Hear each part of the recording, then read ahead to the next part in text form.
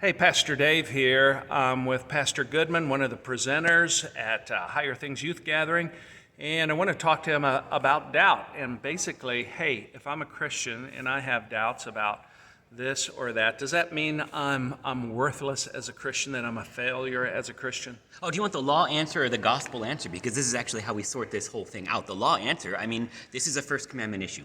Are you to fear, love, and trust in God above all things? Yeah, so by my own works, I'm pretty worthless, but the gospel is actually the thing that matters, because when we talk about doubt, we always sort of just wanted to make it like diet unbelief. But it's not unbelief. To doubt something, there's a root word that should sound familiar, double. It's to be of double-minded. If you doubt, you have two minds about a thing. So I believe, but help my unbelief. This is actually just how Christians deal with the law all the time. I want to do good. I want to serve God. I want to love my neighbor, but I also really want to sin. And so I have this simultaneously sinner and saint reality that I have to live this side of glory. And that doesn't make me a worse Christian. That makes me a Christian. That's the point, that we're not measured by the law, but by the gospel. And so the gospel is, when you struggle to believe, is there still something that speaks to you?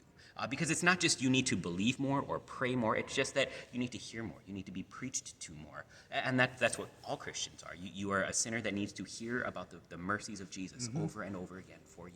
Okay, so basically, I think you answered my second question. What do we do with our doubts? Right. And you're saying it's not whether or not you should have doubts. It's if you have them, what are you supposed to do with them? And this is where God gives you a multitude of gifts. Because you're right, you shouldn't doubt. It'd be better if you didn't. But since you have doubts, God invites you to take them to him. You bring your doubts to Jesus in confession and absolution. You read the Psalms. The Psalms are actually full of sinners struggling with the reality of God, with the promises of God, and their own doubts. Read the 13th Psalm. I love the 13th Psalm. We talked about it in the plenary. And you get to actually reflect the words that David used.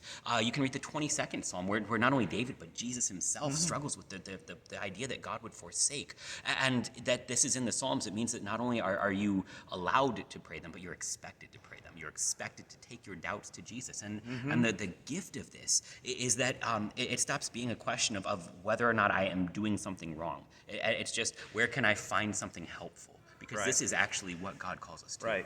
Right. And you could say, what do we do with any sin, for instance, we're dealing with? We can either run away from God or we can run to God.